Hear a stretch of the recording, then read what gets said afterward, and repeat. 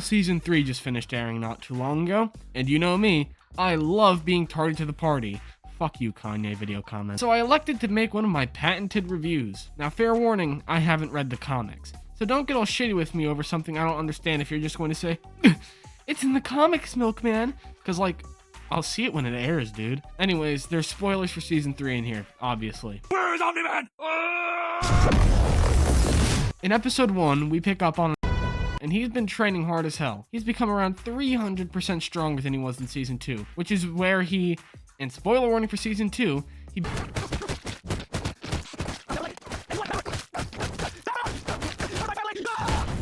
yeah, he did that. So now he's a whole lot stronger. And now he's trying to, oh, there's Rex. Your hero feel inadequate. Glad it's not leg day. Hey, Rex. Yeah, Cecil's got me on a training plan. So Rex shows up, starts bantering, talks with Cecil, and then we see Mark happy for possibly the last time this season. And then him and Rex go off to save the Declaration of Independence. So we see Mark and Rex pretty much effortlessly walk the criminals down, but then Duplicate's brother, Multi-Paul, shows up, claiming Rex let Kate die when he... You know me, I'm practically... So while Mark and Rex handle that, the twins leave, and then Kate and Immortal show up, Kate evidently not fucking dead, and then Mark takes Paul to prison. Alright, I'm not gonna lie, I'm kind of taking a little bit here, so we're gonna speed things up. Oliver is bigger, Mark asks out Eve, almost fumbles like an idiot, and Doc Seismic breaks out. So boom, pam, wow, the heroes win, and we're done. Also, Darkwing 2 is free. Episode 1 is probably on the weaker side, I'm not gonna lie. It was nifty seeing Mark and Rex chilling together though, and it wasn't, like, that bad, it was just, like, the least good so far. And besides, we're only one in, so it's actually kind of the best for now, too. That being said, it's in C tier. Anyway, episode 2 is called I had a pretty interesting day. So this is the real kickoff for the season. We see Cecil's past, where he refused to work with criminals. And then he went to prison, and he fixed it up into a real non-violent place. And then it turned him into the head of the GDA. Yeah. Anyway, in the present, Mark and Cecil have a real disagreement over Darkwing 2. And now, if you remember in Season 1, Darkwing 1 got... And then in Season 2, we met Darkwing 2. And that led to... You would never. Like you said, I'm Omni-Man's son. You have no idea what I'm capable of. And now he's been released from jail as an asset to the GDA. And Mark is pissed, because Darkwing 2 killed a lot of people. But Cecil says he's just defending the planet and that's his job, meaning that people can be changed from threat to ally. That's just how it works.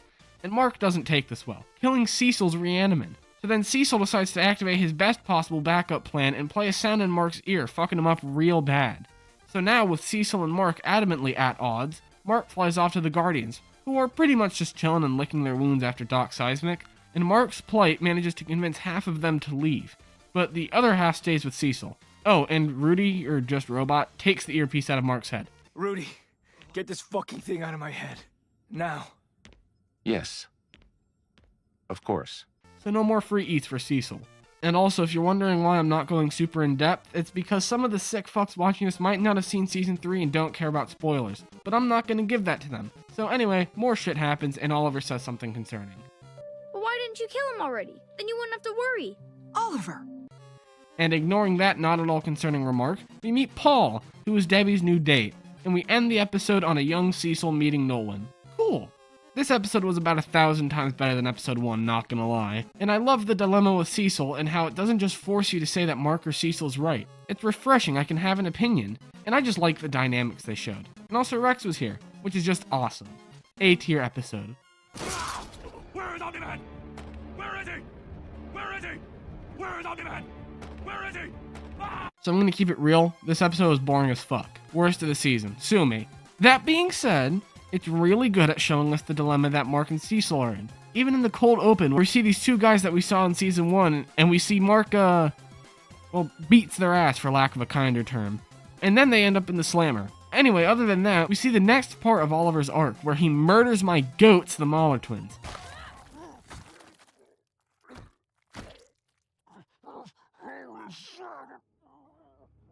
That's what happens when you're a bad guy.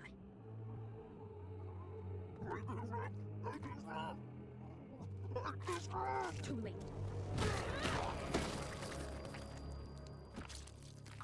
so Oliver's really not in my highest views right now. But we do get to see him get taught that life is precious by Debbie and Mark. And then, gasp! Angstrom lived! But how? No, like really, how did he survive that? Whatever, I'm sure we'll find out soon. D tier episode! Boo! Boo, D tier! Anyway, episode 4 is titled You murdered 7 people. Are you sure? Demons know evil when they see it. Are you sure? Won't give up, Nolan. Can't hide truth. Wife already suspects. Are you sure? This episode is something. Whether it's something good or something bad is for you to find out. So we see Mark and Eve finally go on a date until the guys from episode 1 pull up and snatch Mark's ass up and take him?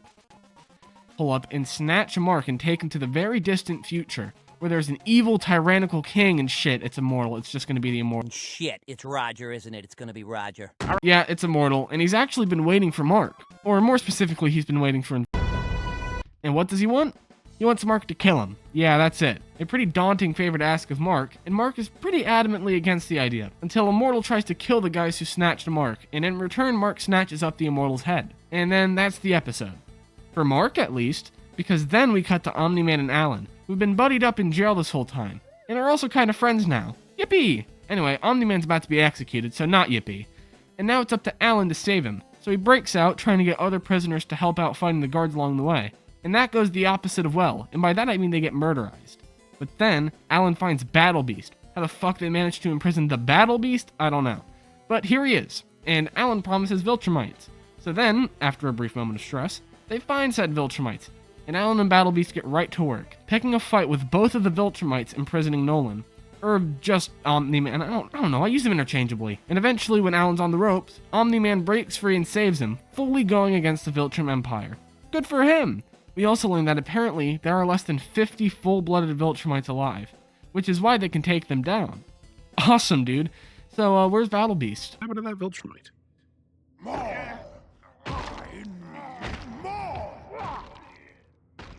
Mommy must be around here somewhere. Yeah, it goes without saying, episode 4 is really awesome. I loved it, and as little as I spoke about Mark's plot, it was interesting, and it really helped, push along the narrative.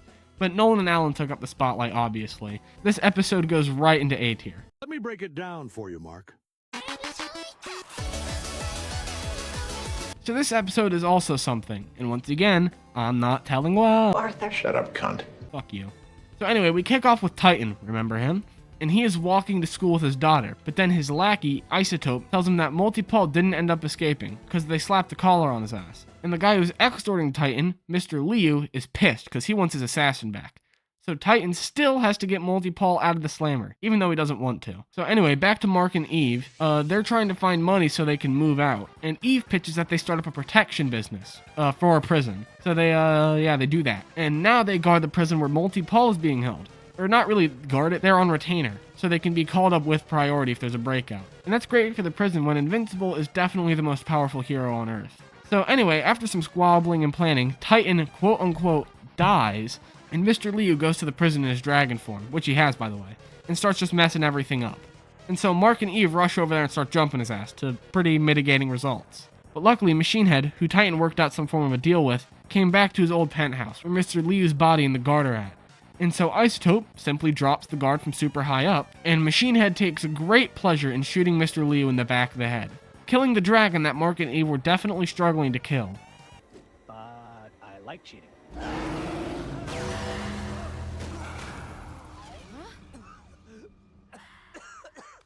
This episode was also alright. I'm gonna be honest, I was kinda bored, and it doesn't really hold up to the other highs of this season. But seeing Rex develop a romance with Ray was great, and seeing that Oliver actually had friends was pretty nifty. But I'm still going to have to just put this in C tier, right above episode 1.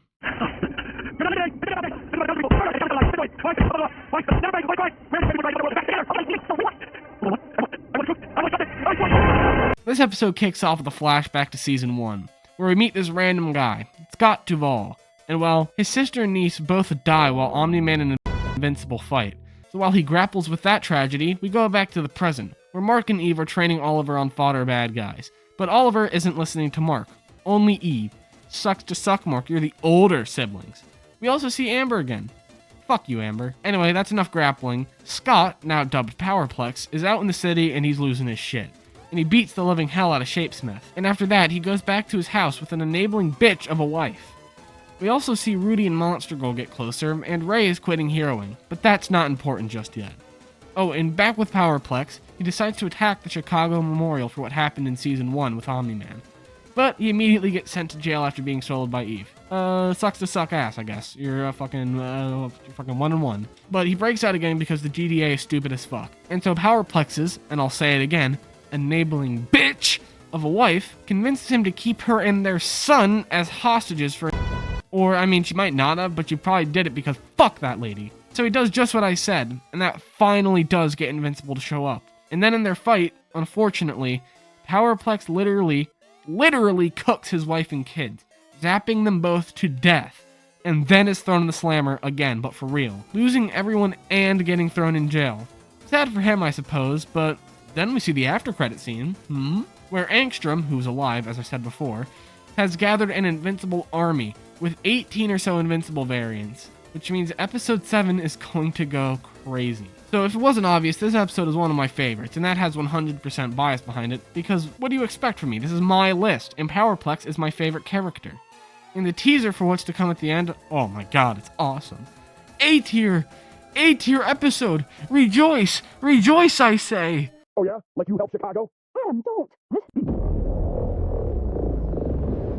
We waste no time getting into the meat of episode 7, seeing how Angstrom somehow survives his injuries. And then we immediately cut to the future as a shit ton of Invincible variants fly out and start fucking shit up. So Mark and Eve immediately get on the case, flying to the prison where Mark faces off with Mohawk Mark, where he beats his ass for a minute and then flies off, leaving Powerplex to, not fight that one, I guess.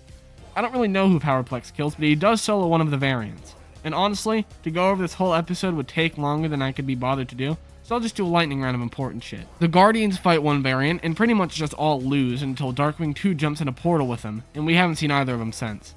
Rex solos one, but he dies in the process. Rip to my goat! And a whole lot of other variants dies. And then we get to day 3, where the variants decide to torture the living shit out of Angstrom until he completes their end of the deal. Shit. So he just throws them into another dimension. I know I'm kind of underselling how great this episode is so far, but just go watch it again. I'm trying to get through this one fast. So afterwards, Cecil finds Angstrom and immediately Mark goes out to go run the ones. In this admittedly very brilliantly animated fight, but even after Mark decides he agrees with Oliver and that Angstrom has done too much and needs to die, Angstrom still gets away. Unfortunate. Anyway, Mark has no time for this as someone is here for him. Stand ready for my arrival, worm.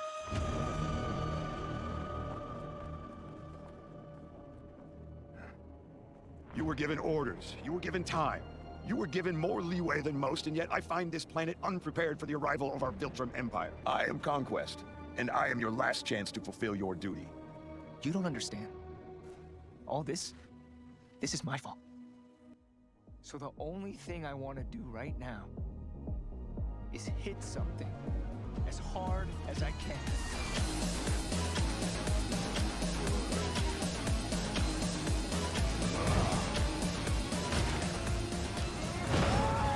For as little as I went over this episode, this is the best one yet, by far. And the only reason I didn't say more is because of the finale. But this episode is an S tier! Yes! Yes, rejoice in our first S tier ranking! Got more than enough fight left in me for you, boy. Are you sure? Are you sure? So we immediately kick off into the Conquest fight, where said Viltrumite, Conquest, slams Mark and tells him that he is only here to catch some hands, he's not here for Viltrum. So they continue their fight, and they literally destroy the city they're in. And then they briefly throw hands in space, and in the sky. They're just punching everywhere. And the space fight leads to this.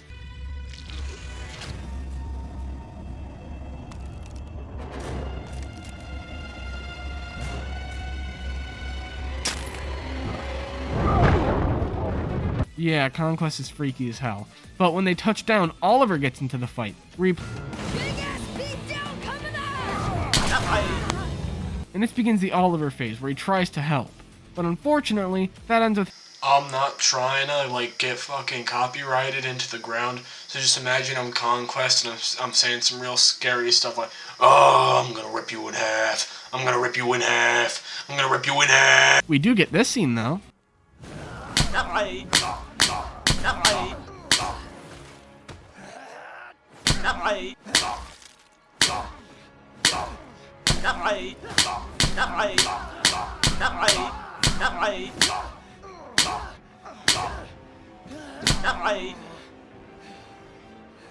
After that, Mark and Conquest take their fight to a beachfront city, where unfortunately Conquest forces Mark to crash through a bunch of people. But then so begins the Eve phase, where Eve and Conquest run fade after Mark has his leg broken. And Eve, I'm not even gonna lie, Eve loses pretty fucking bad. And thus enters the final part of this fight, where Mark shatters the gauntlet Conquest had, and they start really running their hands at like full capacity. Until just when it looks bleak, Conquest delivers this monologue. I still don't want to get copyrighted, so I'm going to do a little improv of the speech. Okay, here we go. I am so lonely. All the other Viltrumites are scared of me. No one talks to me. No one wants to be my friend. They think I am unstable. They send me from planet to planet committing atrocities in their name. And as I get better at it, they fear me more and more. I am a victim of my own success. Conquest. I don't even get a real name. Only a purpose. I am capable of so much more and no one sees it. Some days I feel so alone I could cry. But I don't. I never do. Because what would be the point? Not a single person in the universe would care. Take it to your grave. There you go. Hire me as Thrag in Invincible Season 4, please.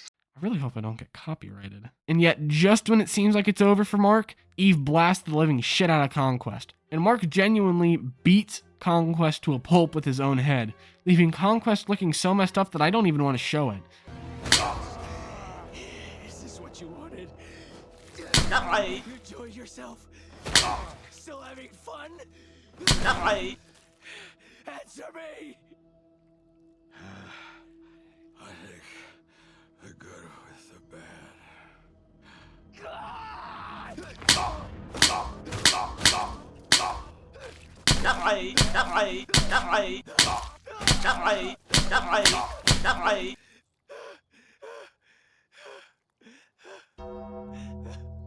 But needless to say, I'll tell you this, he looks dead. He looks very dead.